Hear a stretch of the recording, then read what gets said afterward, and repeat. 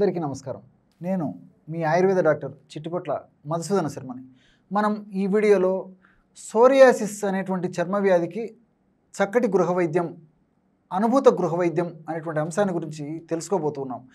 ఈ యొక్క సోరియాసిస్ సమస్యకి ఔషధాన్ని ఎలా తయారు చేసుకొని వాడుకోవాలంటే, కడుపులోకి ఇప్పుడు మనం చెప్పుకోబోయేటువంటి ఔషధాన్ని వాడుకోవచ్చు. అదేవిధంగా పైపూత మందు కూడా ఈ యొక్క ఇప్పుడు మనం చెప్పుకోబోయేటువంటి ఔషధాన్ని వాడుకోవచ్చు అనమాట. అంటే 2 in 1. కాబట్టి ఒకే ఔషధం 2 పద్ధతుల్లో వాడుకోవడం వల్ల చాలా సమర్థవంతమైనటువంటి ఫలితాలు శీఘ్రంగా వెంటనే సత్వరమే కలిగేందుకు అవకాశం ఏర్పడుతుంది. అంతేకాకుండా ఇప్పుడు మనం చెప్పుకోబోయేటువంటి ఔషధాలు మనకు మార్కెట్లో సులువుగా దొరుకుతాయి, సులువుగా మనం సేకరించుకోవచ్చు, సులువుగా తయారు చేసుకోవచ్చు. చక్కటి ఫలితాన్ని కూడా వెంటనే సత్వరమే పొందేందుకు అవకాశం ఏర్పడుతుంది. ఎలాంటి ఔషధం అంటే, నల్ల జీలకర్రని తెచ్చుకొని శుభ్రం చేసేసి దూరగా వేయించేసేసి చూర్ణం తయారు చేసి పెట్టుకుని ఒక 50 గ్రాములు నల్ల జీలకర్ర చూర్ణం తీసుకోండి. నల్ల జీలకర్ర బాగా నిదానంగా రాసుకోండి. నల్ల జీలకర్ర చూర్ణము ఒక 50 గ్రాములు తీసుకోండి.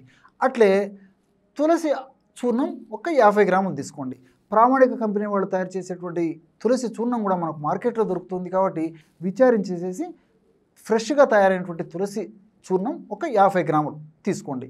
50 గ్రాముల నల్ల జీలకర్ర చూర్ణము, 50 గ్రాముల తులసి చూర్ణం, ఈ 2 పదార్థాలను బాగా కలిపేసి ఒక గాజు సీసాలో నిల్వ ఉంచుకొని రోజు ఉదయం ఆహారానికి ఒక 10 నిమిషాల ముందు, రాత్రి ఆహారానికి ఒక 10 నిమిషాల ముందు ఈ యొక్క ఔషధాన్ని సేవించాలి. ఎలాగంటే, ఒక 50 ml వాటర్ తీసుకొని 50 ml వాటర్లో 1 నుంచి 1.5 గ్రామ్, అంతకంటే ఎక్కువ అవసరం లేదనమాట.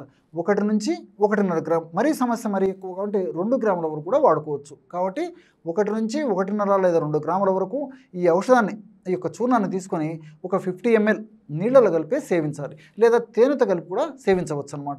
ఈ విధంగా క్రమం తప్పకుండా రోజు 2 సార్లు ఈ యొక్క ఔషధాన్ని కడుపులోకి వాడుకోవాలి. అట్లే పైపూత మందుగా ఇదే ఔషధాన్ని తగినంత తీసుకొని తగినంత కొబ్బరి నూనె చేర్చేసి క్రీములాగా తయారు చేసుకొని ఆ క్రీముని చర్మవ్యాధి అంటే సోరియాసిస్ ఉన్నటువంటి ప్రాంతంలో అప్లై చేసి ఒక అరగంట లేదా గంట సేపు ఆగిన తర్వాత తుడిచివేయడం కానీ కడిగేయడం కానీ చేయాలి. ఈ విధంగా చేయడం వల్ల చాలా సమర్థవంతమైనటువంటి ఫలితాలు కలుగుతాయి, శీఘ్రంగా కలిగేటువంటి పరిస్థితి ఏర్పడుతుంది. ఆధునికంగా మనం ఆలోచించినప్పటికీ ఈ నల్ల జీలకర్రలో ఐసోక్వినాలు, పైరిజాలు, ఐసోక్వినాలిన్, కాల్షియము, ఫాస్ఫరస్ ఇలాంటి అనేక రకాలైనటువంటి ఔషధాలు ప్రత్యక్షంగా పరోక్షంగా ఈ సోరియాసిస్ అనేటువంటి సమస్య తగ్గేందుకు మనకి సహకరిస్తాయి. అదేవిధంగా తులసిలో ఉన్నటువంటి యూజినాలు, రోజ్వానిక్ యాసిడ్, ఎపిజినిన్ అనేటువంటి రసాయన పదార్థాలు యాంటీ ఇన్ఫ్లమేటరీగా పనిచేస్తాయి అన్నమాట. మరి సోరియాసిస్ అనేటువంటి సమస్య, చర్మ సమస్య ఉన్నప్పుడు అక్కడ ఇన్ఫ్లమేషన్ అనేటువంటి ప్రక్రియ జరుగుతుంటుంది. ఆ ఇన్ఫ్లమేషన్ ప్రక్రియలోనే భాగంగానే పోటు, దురద, సలుపు, అసౌకర్యము అలాంటివన్నీ కలుగుతుంటాయి అన్నమాట.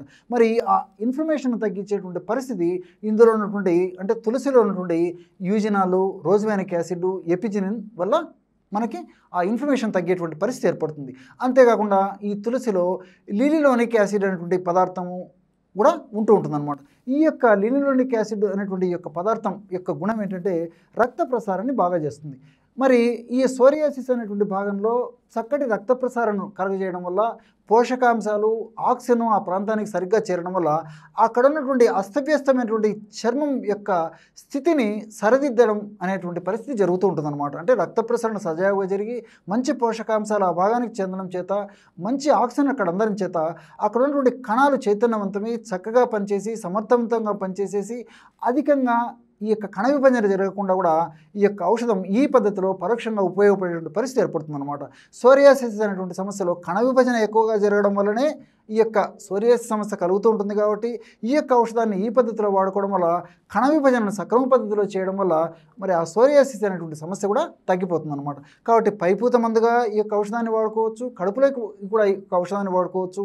అదేవిధంగా నేను చెప్పినట్లు ఈ కొబ్బరి నూనెలో లారిక్ యాసిడ్ అనేటువంటి ఒక పదార్థం ఉంది. ఈ lauric acid anti bacterial, anti viral, anti microbial, అదేవిధంగా ప్రత్యక్షంగా పరోక్షంగా అలర్జీని తగ్గేందుకు కూడా సహకరిస్తుంది. అంటే సోరియాసిస్లో కలిగేటువంటి అసౌకర్యము, దురద, పోటు, సలుపు ఈ యొక్క సమస్యలు తగ్గేందుకు కూడా ఈ ప్రత్యక్షంగా పరోక్షంగా ఈ కొబ్బరి నూనె ఉపయోగపడుతుంది. చూశారు కదా, ఇటువంటి సులువైనటువంటి ఔషధాన్ని సోరియాసిస్ అనేటువంటి సమస్య తగ్గేందుకు ఈ వీడియోలో తెలుసుకున్నారు. ఇదే ఔషధము 2 పద్ధతుల్లో తగ్గడం విచిత్రమైనటువంటి పరిస్థితి కదా. కాబట్టి మరి ఒకే ఔషధాన్ని మనం కడుపులోకి వాడుకొని పైపూత మందుగా వాడుకొని ఆ సమస్య నుంచి సులువుగా బయటపడవచ్చు. చూశారు కదా ఎటువంటి సులువైనటువంటి ఔషధ యోగాన్ని ఈ వీడియోలో మీరు తెలుసుకున్నారో. మరొక వీడియోలో మరొక అంశంతో మళ్ళీ కలుద్దాం. అంతవరకు నమస్కారం. మీ చిట్టిపొట్ల.